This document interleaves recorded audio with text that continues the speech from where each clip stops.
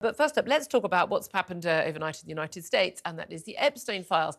All over websites, not so much all over newspapers because they happened too late, but we finally did see the Epstein files released. Now, what are these files? These files are basically a list of people who were friends of, associates with, spoken about in court deposition papers for a lawsuit involving Virginia Giuffre, previously Virginia Roberts. She's the woman who got the settlement from Prince Andrew.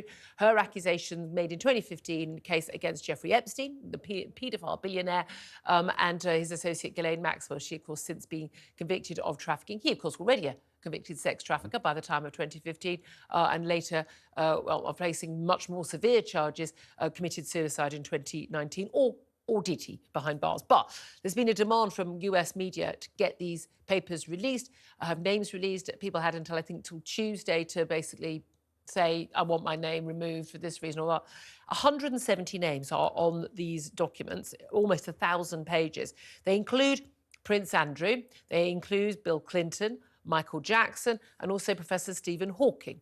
The key thing about this is people being named on this. Some of them are victims of Jeffrey Epstein and Ghislaine Maxwell. Some people are mentioned because in court depositions, they are being asked, did you have sex with, did you ever meet X? No, I did not. Well, their name is in the papers, but it doesn't mean, therefore, anything happened. Prince Andrew's name is mentioned quite a few times in these documents, Bill Clinton as well.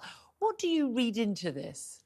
Well, I think what the sensationalism of the names is doing is it's undermining actually getting to the truth of who were paedophiles alongside Epstein and associated with having sex with underage girls. And that's going to get hidden. The other thing I think it does is, and I've seen some of the documents, and they are legally lawyer privileged documents. What's going to do is undermine the US judicial system, where people are not going to want to tell the truth to their lawyers, worrying that in the future at some stage a judge is going to turn around and say, all of it can be published. But aren't these depositions, aren't these documents that were heard by the court? Or you're saying some of these are actually documents where you would have expected confidentiality for life? So some of the emails I've seen have got caveats on them saying this is a lawyer privileged information, and therefore that's the sort of thing I'd have expected to be kept between a lawyer and the client, whether that client is a victim or a perpetrator. But what's also interesting about this, of course, this relates to a 2015 case. There was a massive settlement, we know, and we know huge sums of money have exchanged hands from later on from Jeffrey Epstein's multi-billion-pound fortune after his death by his estate. And, we know, Ghislaine Maxwell also had been a very rich woman in her own right as well. Well, from her right, she was a socialite, which means a rich layabout. So that's not a job, being a socialite, people, even though apparently lots of young girls she made a good job of it. She made a good job of it, didn't she? Yeah, indeed. Well, not going so well for her now, quite rightly. But this, this is the thing. So you'd expect a lot of these cases that the deal is, I'll pay you money, but you keep quiet. And certainly Virginia Giuffre, she has no intention of keeping quiet. Now, Prince Andrew, has said repeatedly that not only did he not have sex on 3 occasions, as claimed by Virginia Giuffre, with this young woman when she was 17, legal age of consent passed in this country, but not in America. And that he didn't know that she was trafficked or anything like that. But he said he still is not aware that he's ever spoken to her or met her. However, he did pay out what we believe to be a significant, was it 8, 9, 10 million pounds? I mean, the way, I don't know about you, always busy paying out millions of pounds to people I've never met, accusing me of stuff. Well, feel free to. It doesn't. The thing about this is, there's not much in here that's new. There's not, and the trouble is... But it's still very damaging. It's extremely damaging, and the trouble is, because of its big names and the way that certainly the press in America will want to deal with it, is to get those big names out and sensationalise it as much as possible, because it creates clicks, and they're funded by their advertisers. And no, but I want to talk about it too. When the Prince Andrew, when the brother of the king of this country is named in official affidavits, sworn affidavits in testimony, in depositions, claiming that he had an underage orgy on Jeffrey Epstein's private island and a girl was told to give him whatever he wants. I think we need to know the truth behind that. He has denied this, I must stress that. But this brings everything back up now. We did see Prince Andrew. It appeared, despite the fact we'd always been told that, it was Prince Charles and Prince William saying to the Queen, we know Prince Andrew's your favourite son, but you have got to cast him out stood down from official duties, but he can't be seen at any official events. Of course, he was at the funeral. Of course, you know, royal weddings and things. He's family. You know, your black sheep is still a member of the family. But there seemed to be this rapprochement and a little bit of Prince Andrew being brought back into the royal fold.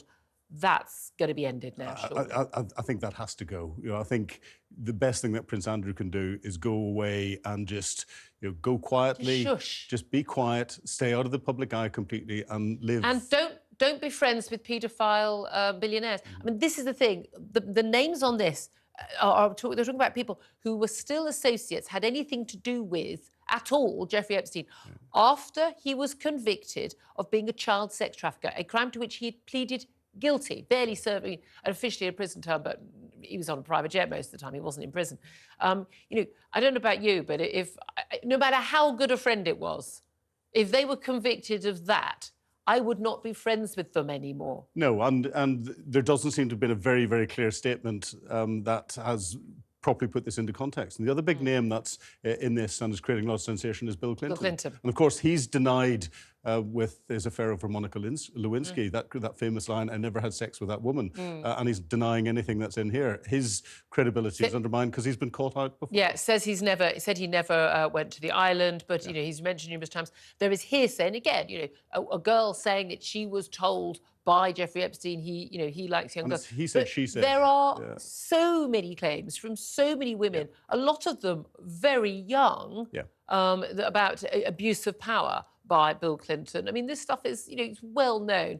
A lot of lawsuits, a lot of claims. There've been even, you know, criminal allegations as well.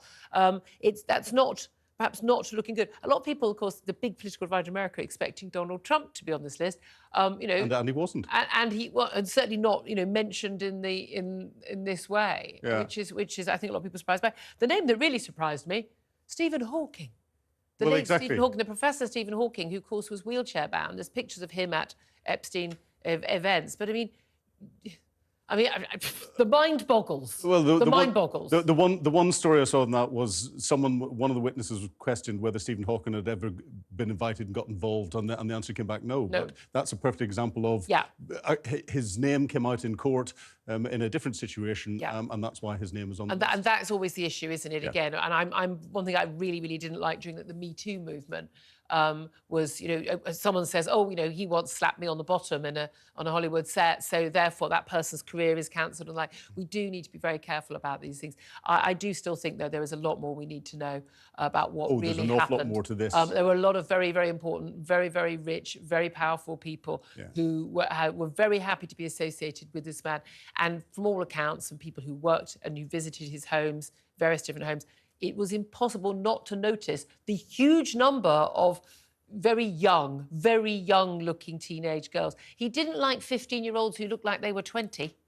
You know, he didn't like the female equivalent of Luke Littler. He liked 15-year-old girls who looked 13. Yeah, and I suspect there's an awful lot more court cases are going to come out of this. So this is something that is going to stay front page headlines for at least the rest of this year.